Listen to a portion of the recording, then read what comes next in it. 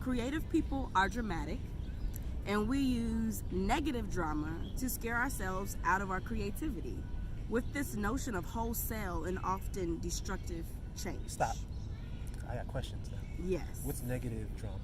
So basically what she's talking about in this moment is like how, you know how you have like anxiety? Yeah. Right? We'll use the anxiety of how we're going to do something to stop us from actually taking the step to do it. Because we're like, okay, say I want to write a script for a movie. You're thinking, oh, I gotta move to Hollywood. Oh, I gotta move to such and such. Or, oh, I gotta break up with my wife or my husband. You know what I'm saying? Instead of like, just write the book, write the scripts, you know, and then take the next step. And so she's basically saying that we stifle our own creativity trying to know every move. Perversely, jealousy strips us of our will to act when actions hold the key to our freedom. Jealousy. Yeah, so basically what she's saying here is we'll look at other people and see what they're doing and be upset and be like, oh, you ain't that good or you ain't such and such, when you're the one that's afraid to even take the step that they're actually taking. Now, as an artist, you get that a lot? People's jealousy? I get told about it. You're told about it? I get told about it. Okay. Yeah. So people don't say it to your face? You don't be in the comment section saying anything? No, because that's not my personality. Okay. You know? But no, I get, if there is any jealousy, I'm told about it, or someone else has observed someone else. And I'm like, oh, interesting. Okay. So they're afraid to say it to your face? I mean, what jealous person goes up to you and says, I'm jealous of you? Yeah, that's true. They just will just generally hate on you and be like, yeah. Or pretend to be your friend, or whatever the case may be that makes them feel better in whatever way. You know, because they just don't want to deal with their own issues as far as, I'm not happy with where I am. Yeah. So she was also saying that jealousy is a map. Each of our jealousy maps differ. So basically she's saying that you can locate yourself by what you're jealous by.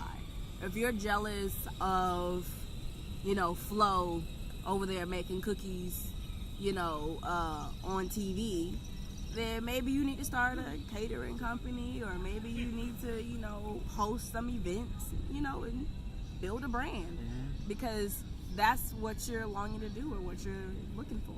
So she was saying you can locate yourself by what you're jealous by. I thought that. Ready? All right, so how did you and I just get to this moment? You asked me randomly in the random corner, would you want me to get interviewed by you for your YouTube channel, and I said yes. Okay, and what's the subject matter about? It's about mental health and feet. Right, exactly. So why'd you say yes to the interview? I just thought this would be a really fun story to tell my friends. I wonder, like, where is this going to take me? So, awesome. Yeah. All right. So what do you think about the subject matter, mental health and feet? Just mental health? Yeah. Oh. And feet, but both are really interesting. I find mental health more serious than feet. Okay. But both subjects I could get into. You can? Okay. So what do you think about when you hear feet? What's the first thing that comes to your mind? My own feet. Yeah. How my own feet, they're big. I just they're think big? Yeah, my own feet for like the average like woman, yeah. I think are big. And what I guess size? it's like my own like self-conscious. Automatically, that's what I think. Okay. What size are they? 8. Size 8? How tall are you? Like 5'3". I like to say 5'3", but I'm probably like 5'2". Okay. So you've always been self-conscious about how big your feet are? Yeah, and my like short stature. I feel like when you're short, you should have like tiny feet, but like mine's like big. Okay. Has anyone ever gave you a compliment about your feet? Possibly, because I played soccer for a long time. Yeah. So I've had like really strong kicks and stuff. So okay. Probably. So has anyone ever made you feel subconscious about your feet other than yourself?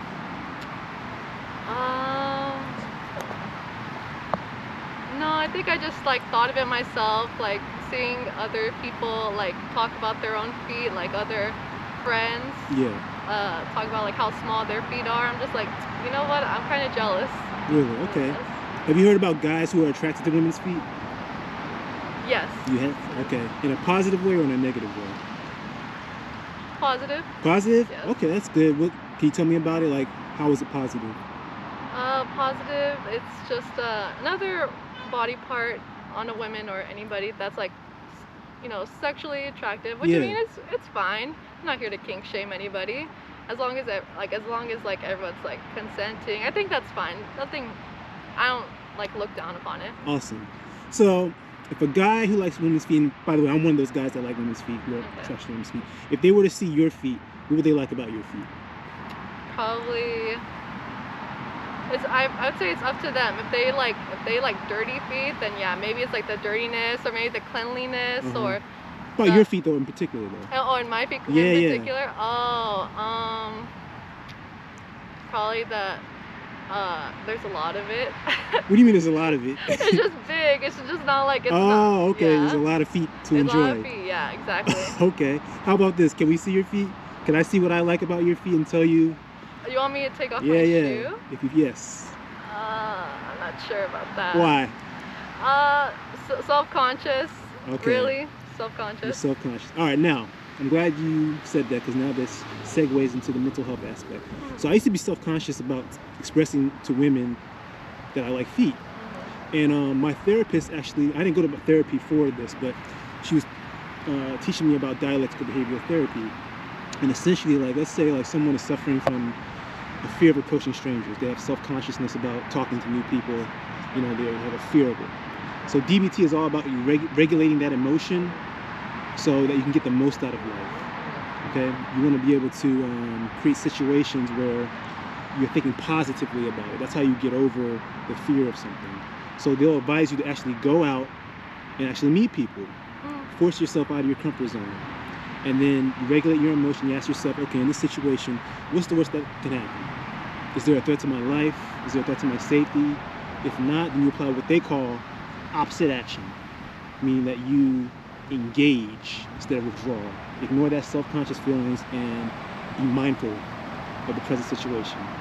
So mindfulness is all about ignoring bad things from the past, ignoring things that may happen bad in the future, but being in the present moment and thinking positively about that present moment. So when she taught me that, that gave me an idea to start this YouTube channel of me showing my expression from women's feet, getting out of my comfort zone. So at this moment, when I asked you to show your feet, for you, we say it would be uncomfortable, or not uncomfortable, but you'd be self-conscious. But can I get you to apply some DBT and actually think positive? This is how you would get over your self-consciousness aspect of just delving into it and allowing someone to make you feel good about your feet instead of making you feel bad about it. What do you think about that? Yeah, probably at some point I could get there, but maybe at some point. What about this point? Maybe not today. Still don't feel comfortable showing my feet right now. What's stopping you from doing it? Too much of a hassle, dude, just to take it off. Like, I just tied my shoe right before you called me. Like, you asked me, and I was like, I don't want to just like rip it off and everything like that. It's too much of a hassle? Too much of a hassle. Still uncomfortable. Okay. Yeah. All right, so what's the worst, okay, you say it's too much of a hassle. What's the worst thing that can happen out of you doing that? Worst thing that could happen, I don't know, dude. Like, I'll just like my foot. It's just, literally it's just the foot. I just show you, but I'm not sure. I just say no. Okay, no worries. All right, so what did you think about this experience? Really interesting. Did not know that like we'd get that deep into it. I didn't think I'd hear like your own story and your own your own lessons you've learned. And I mean, I'll take that into consideration when anyone asks me, like, if I'm ever in a similar situation and someone else asks me to show my feet, maybe possibly I'll show them that time. Cool. Was there anything about the interview that could have been better? You have any recommendations or critiques about my interview process? I liked it. I don't know. Keep on doing what you're doing, man. I think you're on the right track. I'm just overall uncomfortable over feet right now, but I'm good. So was it a pleasant experience? Yeah, interesting. All right, cool. All right, any parting words? Stay healthy, everybody. All right, cool. Thank you very much for your time. And take care. That's it.